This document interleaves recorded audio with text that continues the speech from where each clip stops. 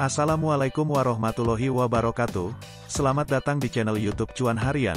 Kali ini saya akan membahas tentang analisa fundamental saham EXCL, CTRA, JPFA, metode value investing Juli tahun 2022.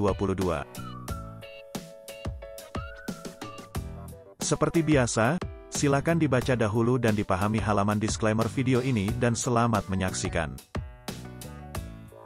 Setiap hasil perhitungan indikator value investing akan kita berikan poin 0 atau 1, di mana makin besar poin adalah yang semakin bagus nilai indikatornya, dan di akhir akan kita simpulkan bagaimana nilai value investing dari saham EXCL, CTRA, JPFA ini.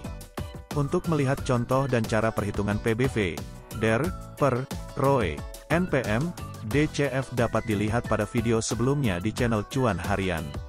Sebelum kita membahas tentang value investing saham EXCL, CTRA, JPFA, kita simak dulu profil dari EXCL, CTRA, JPFA, berikut.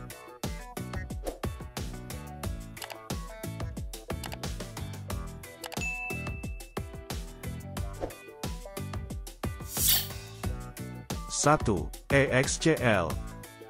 PT XL Axiata Terbuka adalah perusahaan telekomunikasi yang bergerak dalam penyediaan layanan telepon seluler dan menawarkan berbagai jenis produk dan layanan telekomunikasi seperti suara, layanan pesan singkat, SMS, data dan layanan telekomunikasi seluler bernilai tambah lainnya. Perusahaan juga menyediakan jaringan Leaset Lines, penyewaan menara telekomunikasi, penyedia layanan internet dan layanan roaming nasional, serta izin e-money uang elektronik dari Bank Indonesia, yang akan memungkinkan perusahaan untuk menyediakan jasa pengiriman uang kepada pelanggannya. Perusahaan memiliki 3 anak perusahaan, yaitu GSM1, Ltd, GSM2, Ltd, dan XL Komindo Finance Company BV. Pada tanggal 8 April tahun 2014, perusahaan mengumumkan bahwa merger dengan PT Aksis Telekom Indonesia telah selesai, dengan perusahaan sebagai entitas yang bertahan hidup. Laporan keuangan EXCL sesuai data dari IPOTGO yang diakses pada tanggal 4 Juli tahun 2022. Dari data laporan keuangan ini, kita ambil nilai penutupan saham per tahun, nilai ekuitas, jumlah saham beredar, total utang, nilai net profit, nilai revenue, nilai dividen per tahun dan nilai EPS per tahun. Hasil perhitungan value investing EXCL. 1. Hasil perhitungan PBV sama dengan 1,27 kali sedangkan rata-rata industri sama dengan 1,93 kali. Dapat disimpulkan bahwa PBV saham EXCL saat ini ada di bawah rata-rata industri, sehingga kita beri 1 poin. 2. Hasil perhitungan per sama dengan 46,15 kali sedangkan rata-rata industri sama dengan 12,30 kali. Dapat disimpulkan bahwa per saham EXCL saat ini ada di atas rata-rata industri, sehingga kita beri 0 poin. 3. Hasil perhitungan DER sama dengan 254,19% sedangkan rata-rata industri sama dengan 192,09%. Dapat disimpulkan bahwa DER saham EXCL saat ini ada di atas rata-rata industri, sehingga kita beri 0 poin. 4. Hasil perhitungan ROE sama dengan 2,74% sedangkan rata-rata industri sama dengan 18,65%. Dapat disimpulkan bahwa ROE saham EXCL saat ini ada di bawah rata-rata industri, sehingga kita beri 0 poin. 5. Hasil perhitungan NPM sama dengan 2,06% sedangkan rata-rata industri sama dengan minus 0,17%. Dapat disimpulkan bahwa NPM saham EXCL saat ini ada di atas rata-rata industri, sehingga kita beri 1 poin. 6.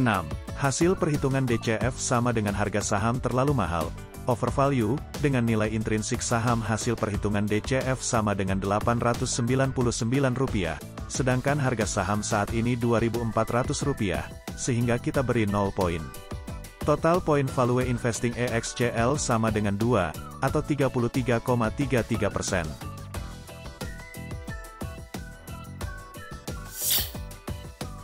2. CTRA. PT Ciputra Development Terbuka adalah perusahaan yang bergerak dalam pengembangan dan pengelolaan hunian.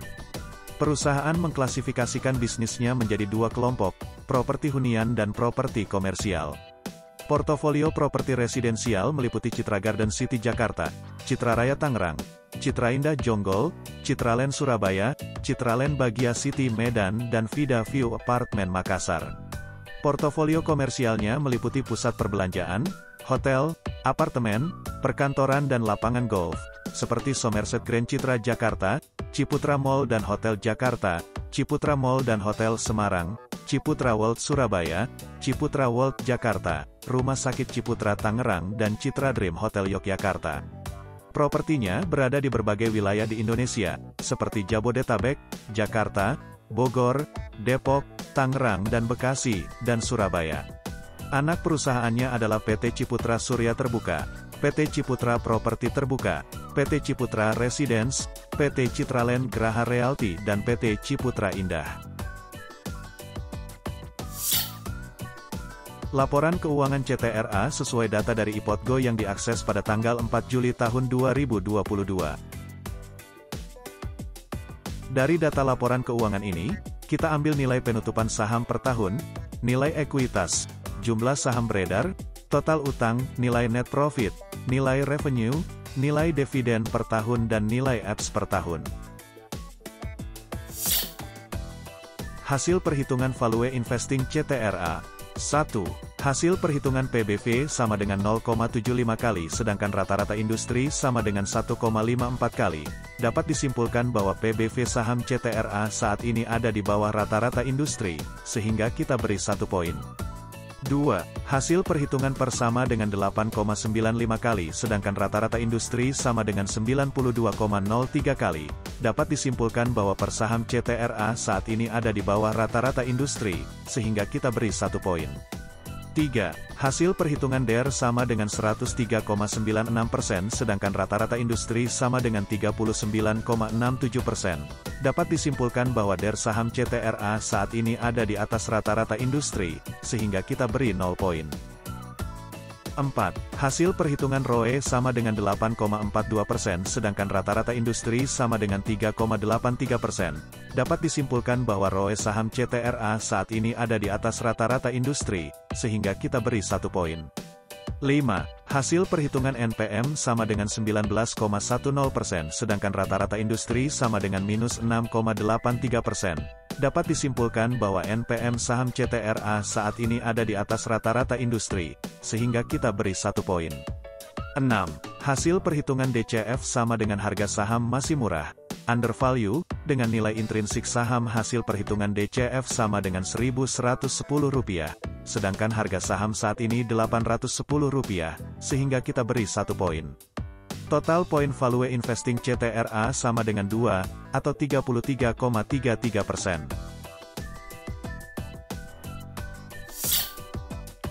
3. JPFA. PT Japfa Comfit Indonesia Terbuka adalah perusahaan yang bergerak di bidang pakan ternak. Bisnisnya diklasifikasikan menjadi 4 divisi, unggas, budidaya, peternakan sapi potong, serta perdagangan dan layanan lainnya. Divisi unggas terdiri dari 3 unit, yaitu unit pakan unggas, unit peternakan unggas, serta pertanian komersial dan unit produk konsumen. Kegiatan usaha dari divisi budidaya termasuk pembuatan pakan ikan dan udang bersama dengan budidaya ikan dan udang. Divisi peternakan sapi potong termasuk bisnis yang terintegrasi secara vertikal, seperti pembibitan sapi potong, penggemukan dan pemotongan, serta produksi daging bernilai tambah. Bisnis perdagangan dan divisi jasa lainnya termasuk produksi tas anyaman plastik, pengolahan pelet copra, depot kontainer, serta vaksin hewan dan manufaktur produk kesehatan. Merek utama dari produk-produk perusahaan, antara lain, pakan ternak Comfit dan Benefit, produk daging ayam segar Best Chicken, daging Tokusen Wagyu Beef dan produk vaksin Vaksimune. Laporan keuangan JPFA sesuai data dari IPOTGO yang diakses pada tanggal 4 Juli tahun 2022. Dari data laporan keuangan ini, kita ambil nilai penutupan saham per tahun, nilai ekuitas, jumlah saham beredar, total utang, nilai net profit, nilai revenue, nilai dividen per tahun dan nilai EPS per tahun. Hasil perhitungan value investing JPFA. 1. Hasil perhitungan PBV sama dengan 1,19 kali sedangkan rata-rata industri sama dengan 2,85 kali.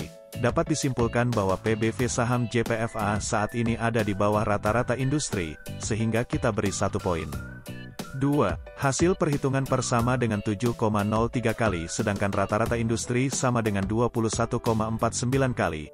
Dapat disimpulkan bahwa per saham JPFA saat ini ada di bawah rata-rata industri, sehingga kita beri 1 poin. 3. Hasil perhitungan DER sama dengan 115,49% sedangkan rata-rata industri sama dengan 73,77%. Dapat disimpulkan bahwa DER saham JPFA saat ini ada di atas rata-rata industri, sehingga kita beri 0 poin. 4. Hasil perhitungan ROE sama dengan 16,90% sedangkan rata-rata industri sama dengan 16,58%. Dapat disimpulkan bahwa ROE saham JPFA saat ini ada di atas rata-rata industri, sehingga kita beri 1 poin. 5. Hasil perhitungan NPM sama dengan 4,94% sedangkan rata-rata industri sama dengan 21,50%. Dapat disimpulkan bahwa NPM saham JPFA saat ini ada di bawah rata-rata industri, sehingga kita beri 0 poin. 6. Hasil perhitungan DCF sama dengan harga saham masih murah, undervalue, dengan nilai intrinsik saham hasil perhitungan DCF sama dengan Rp2.910, sedangkan harga saham saat ini Rp1.450, sehingga kita beri 1 poin. Total poin value investing JPFA sama dengan 4, atau 66,67%. Untuk teman-teman yang berminat template file Excel perhitungan PBV, per, DER, ROE, NPM dan discounted cash flow, DCF, silahkan subscribe dan komen pada video ini, nanti saya kirimkan via email. Bagi teman-teman yang ingin berdonasi agar channel YouTube Cuan Harian semakin semangat membagikan tips dan analisa seputar saham, silakan scan QR Code berikut atau klik link donasi di deskripsi video ini. Terima kasih.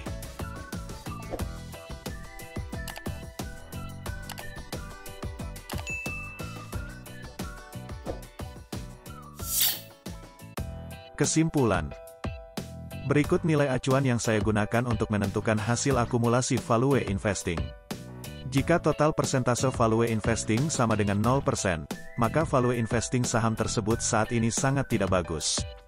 Jika total persentase value investing kurang dari 50%, maka value investing saham tersebut saat ini tidak bagus. Jika total persentase value investing 50% sampai 70%, maka value investing saham tersebut saat ini belum bagus. Jika total persentase value investing lebih besar dari 80%, maka value investing saham tersebut saat ini bagus. Jika total persentase value investing sama dengan 100%, maka value investing saham tersebut saat ini sangat bagus. Dari hasil perhitungan beberapa indikator value investing untuk saham EXCL, CTRA, JPFA, sesuai dengan data per tanggal 4 Juli tahun 2022 dapat disimpulkan bahwa 1. Saham EXCL saat ini value investingnya tidak bagus, 33,33%, dikarenakan nilai pernya di atas rata-rata industri, nilai DER-nya di atas rata-rata industri, nilai ROE-nya di bawah rata-rata industri dan harga saham saat ini terlalu mahal, overvalue. 2. Saham CTRA saat ini value investingnya bagus, 83,33%, namun perlu diperhatikan nilai DER-nya di atas rata-rata industri. 3. Saham JPFA saat ini value investingnya belum bagus, 66,67%, dikarenakan nilai DER-nya di atas rata-rata industri dan nilai NPM-nya di bawah rata-rata industri.